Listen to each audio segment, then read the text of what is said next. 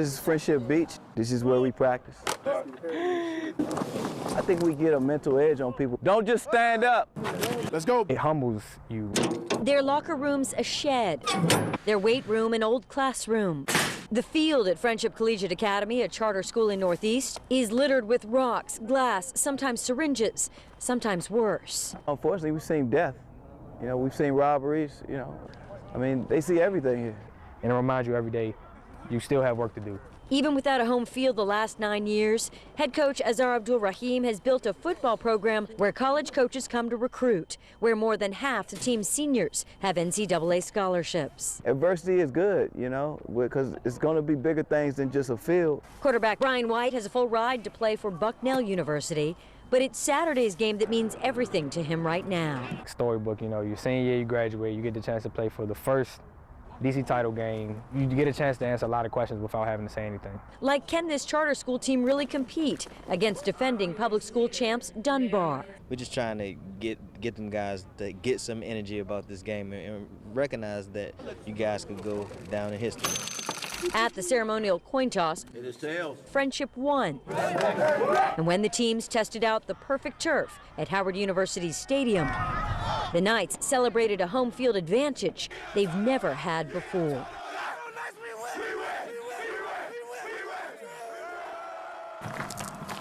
395 miles to Arlington.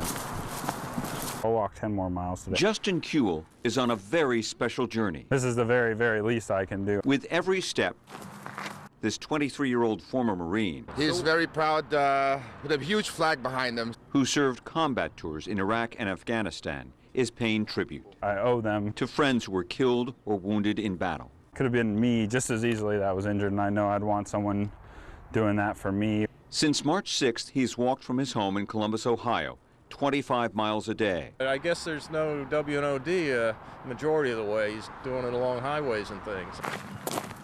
But along the Washington and Old Dominion Trail in Reston, Kuehl revealed his other goal. It's really just to raise awareness. Using this walk to raise $10,000 to benefit the Wounded Warriors Project, a nonprofit that supports veterans after they return home. Just let these guys know that, you know, we're still thinking about them, people are still thinking about them. He's braver than I am. Kuehl and fellow former Marine Steve Stuckey have taken this near 400-mile journey together, Stuckey driving, keeping watch. Not even a mile down the road. I think we're both just motivated to help him out in any way we can. On Monday, they will finish their long walk at Arlington National Cemetery. It's going to be nice to finally see our bros who are there, who are buried there. A solemn visit. Helps me to think about them every day like they deserve to be thought about.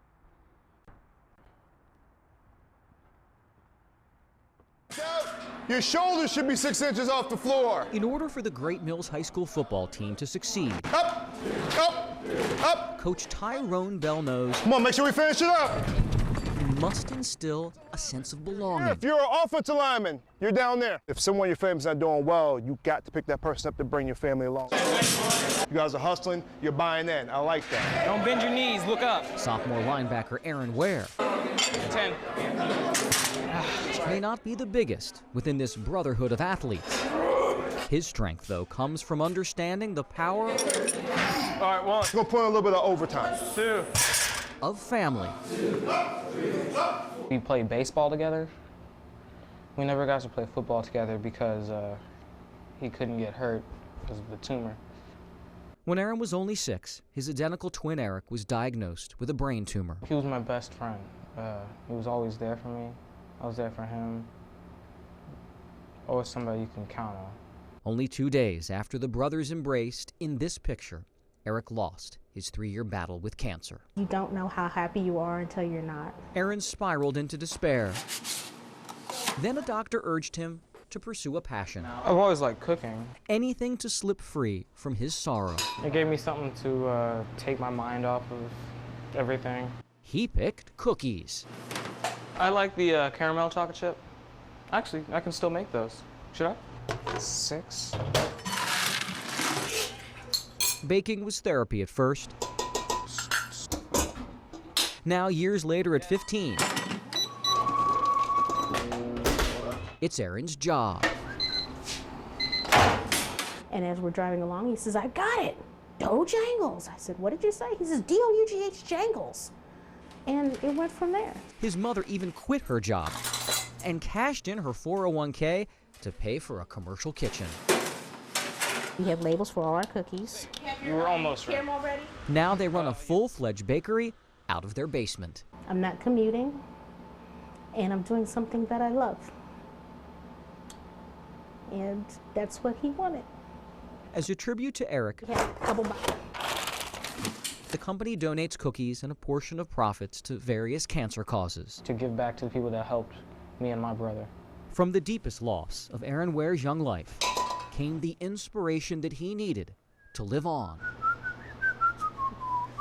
If you're known as part of a pair and that other half is gone, you've lost half of your identity. And I think it took him years to get to a place where he knew who he was.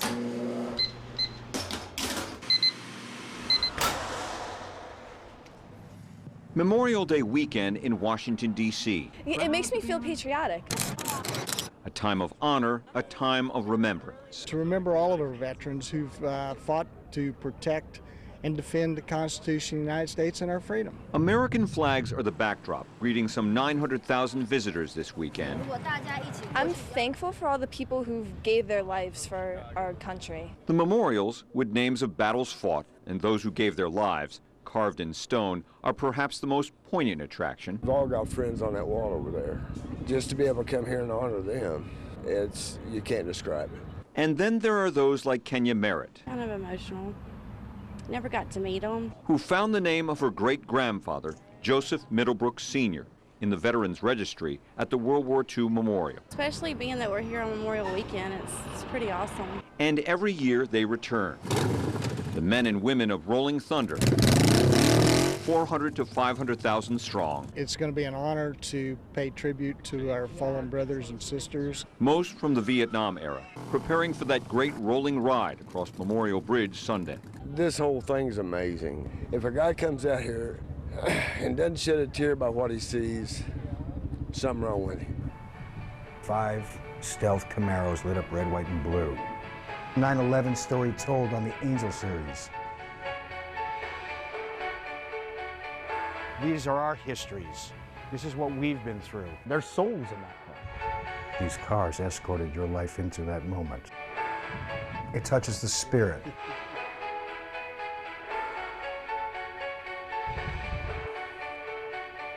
To every voter, you want their vote. What better way to say hello to them but to remind them of the cost of our freedoms? Trying to reunite America. That is a platform you cannot buy. Fueled by the fallen. Fueled by the fallen. Fueled by the fallen. Trying to bring the country back to honoring its heroes. We honor the dead by helping the living. Applause for a presidential hopeful. We can make a better tomorrow if we just pay attention to today. We need to keep that spirit going all the time. All these names on these cards are the reasons why we're free today. Whatever you're doing right now is because of people fighting for your country. These cars are a way to say to the people, let's remember when we were a great America.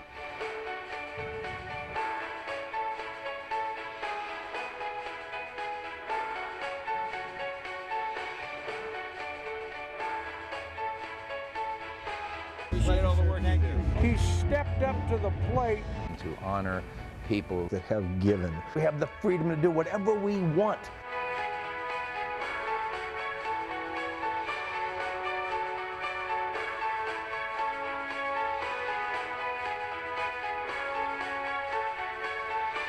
What an exciting way to come into town, an American town, and talk to the people about what America is built on. We need to support our own.